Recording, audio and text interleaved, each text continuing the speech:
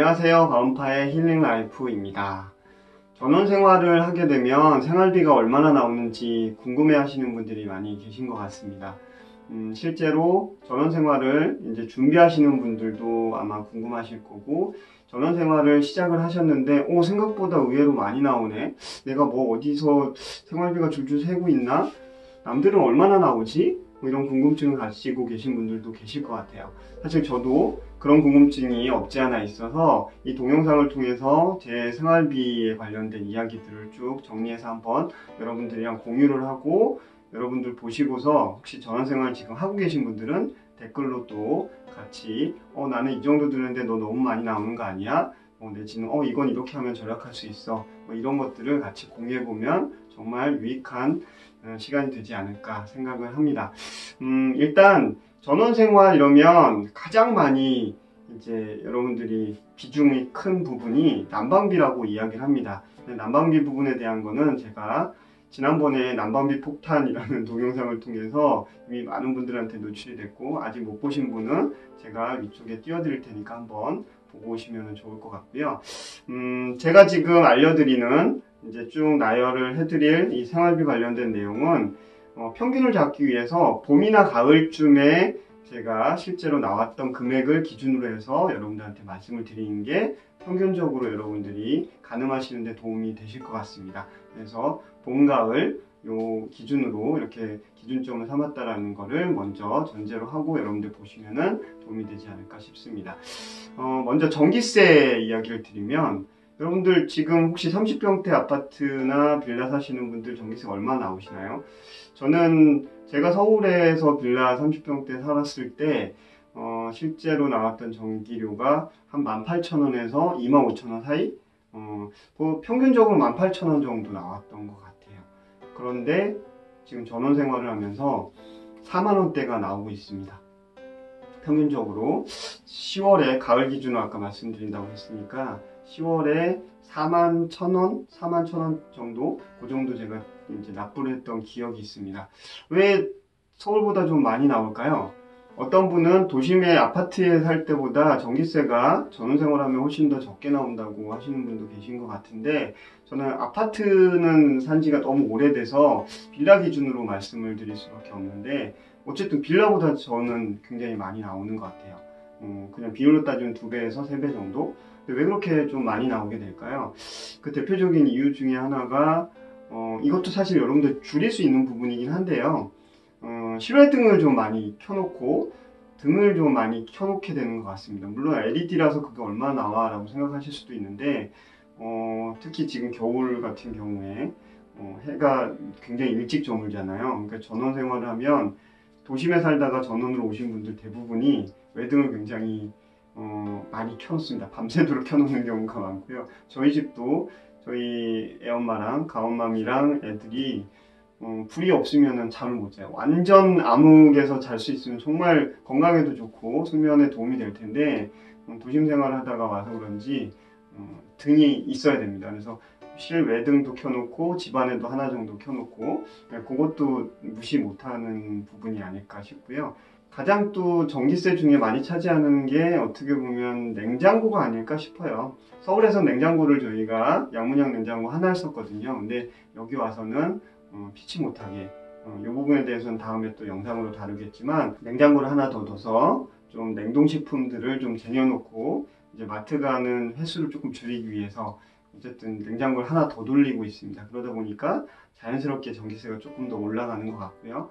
그리고 난방 문제가 있으니까 이제 가을쯤 돼도 조금 더 빨리 추워지는 것 같아요. 그리고 봄에도 좀 추위가 빨리 가시지 않고 한 4월 초 정도까지도 전기장판을 켜거나 하는 경우들이 생기는 것 같습니다. 저희 어머니는 아마 4월 정도까지 켜고, 가을 같은 경우에는 한 10월 말 정도부터 이렇게 전기장판을 켜시는 것 같아요. 그러다 보니까 서울보다는 조금 전기세가 나오는 것 같습니다.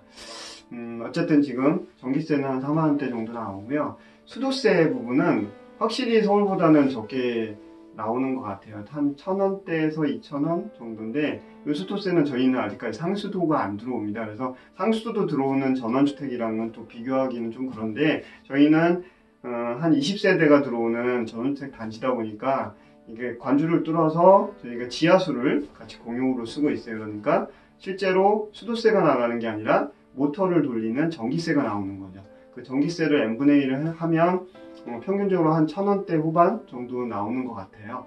그래서 실제로 물은 저희가 뭐 정말 마음대로 여름에 수영장에 물 받고 뒤에 텃밭에 물 마음대로 주고 잔디에 주고 그래도 실제로 2,000원이 넘지 않는 것 같습니다. 그래서 수도세는 굉장히 저렴하게 나오는 것 같고요. 다만 그 모터가 번개 맞은 거 영상 혹시 안 보신 분은 제가 올려드릴 테니까 한번 보시면 좋을 것 같고요. 번개를 몇 번 맞는 바람에 모터가 나가서 그걸 수리를 하고 그러는 바람에 그러니까 저희가 회비를 걷게 돼서 그러니까 수도세 내는 거를 저희가 2만 원씩 회비로 매월 이렇게 내서 조금 이제 회비를 모아놓고 그런 이제 사건 사고들이 생기면 저희가 공동 비용으로 부담하는 걸로 그렇게 돼서 수도세와 관련된 부분은 저희가 2만 원 정도 이렇게 킵하고 있다라고 보시면 될 것 같고 그리고 가스비가 생각보다 많이 나오는 것 같습니다. 저희는 단지에 공용 LPG를 사용을 하고 있는데요. 서울에서 당연히 도시가스 쓸 때보다는 많이 나오겠죠. 그래서 평균적으로 난방을 안 떼는 상황에서 저희가 사용을 하게 되면 3만 원대 정도에서 여름에는 3만 원대 정도 나오는 것 같고 그리고 봄, 가을에는 한 10만 원 전후 그렇게 나오는 것 같습니다. 서울보다는 이것도 한 두세 배 이상 가스비가 나오는 것 같아요. 이 부분이 어떻게 보면은 조금 난방비와 결부가 돼서 한겨울에는 굉장히 부담이 되는 비용이 될 수 있을 것 같고요. 그리고 화재보험료가 또 매달 나가죠. 이것도 생활비에 매달 나가는 거니까 제가 포함을 해봤는데 목조주택이 화재에 좀 취약하다고 다들 생각하시잖아요. 그래서 보험사에서도 목조주택은 좀 할증이 되는 것 같아요. 그래서 제가 지금 한 달에 내고 있는 화재보험료가 한 35,000원 정도 됩니다. 다른 데 보험 어떻게 특약을 하느냐에 따라서 좀 틀리겠지만 같은 조건의 특약을 걸었을 때 아파트, 빌라보다 목조 전원주택, 단독주택이 훨씬 더 이렇게 비싸게 보험료가 나오는 것 같습니다. 그 부분은 한번 여러분들 개별적으로 나중에 체크를 해보시기 바라고요. 그리고 통신비 부분도 간과해서는 안 되겠죠. 안타까운 게 전원주택에 생활하시는 분들은 이 부분이 굉장히 좀 개선이 됐으면 하는 생각이 있으실 것 같아요. 저희 선택의 폭이 없습니다. 그러니까 어떤 폭이 없냐면 지금 3사 있죠. 통신 3사, SK, 그리고 KT, U+, 3사가 있는데 전원주택 단지의 대부분 KT밖에 들어오지 않습니다. 이거 단독으로 사시는 분들은 더더군다나 그 KT도 안 들어가는 경우들이 있어서 위성으로 끌어서 이렇게 쓰시는 경우도 제가 종종 이제 들어봤고요. 어쨌든 저희 단지에는 선택의 여지가 없습니다. KT 하나만 들어오고 KT 지금 기가 인터넷을 사용을 하고 있는데 4만 원대 정도의 비용을 저희가 지불을 하고 있는 것 같습니다. 뭐 이 부분은 그렇게 비싼 거는 아니지만 어쨌든 선택의 폭이 없다라는 측면에서는 조금 안타까운 부분이긴 하죠. 그리고 식대 부분이 여러분들 외식을 도심에서 많이 하시나요? 사실 전원 생활을 하게 되면 외식할 일이 그렇게 많이 없을 거다.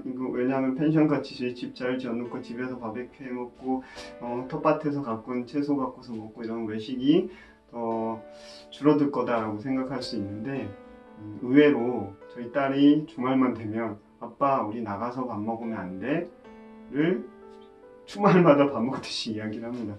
왜 그런지 모르겠지만 어쨌든 아이들이 집에서만 이렇게 밥 먹는 게 아이들한테는 좀 스트레스인가 봐요. 그래서 은근히 저희가 귀촌하게 되면서 외식비가 만만치 않게 나오게 되는 것 같고요.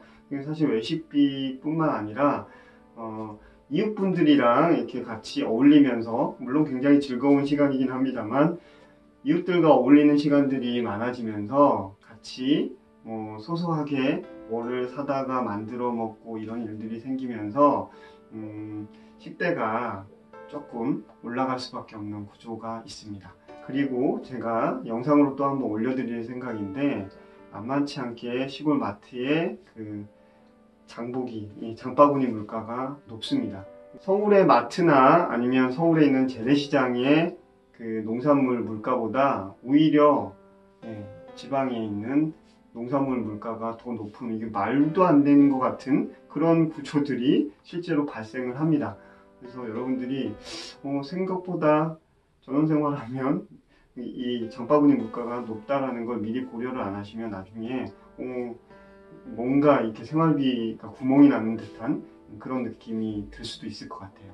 그러니까 식대 관련된 부분은 장바구니 물가와 외식이 얼마나 잦을지, 그리고 이웃 간의 소통을 위한 그런 모임이나 이런 거 집에서 자주 어떻게 모여서 만들어 먹고 이런 거에 따라서 가감이 많이 될 수 있을 것 같습니다. 그리고 저희가 정말 생각지도 못한 생활비 폭탄은 교통비입니다. 그러니까 저희가 그렇게 많이 나올 거라고 이렇게 생각을 못 했는데 막상 살아보니까 생각했던 것보다 몇 배 정도 지금 나오고 있는 교통비 때문에 저희가 통장의 잔고가 푹푹푹 줄어들어가는 그런 느낌이 있습니다. 일단은 제가 서울에 거주할 때는 차를 거의 이동을 안 했어요. 그러니까 주말에 아이들이랑 어디 놀러 가자 이러면 그때만 이동을 하고 대부분 지하철을 타고서 다녔습니다.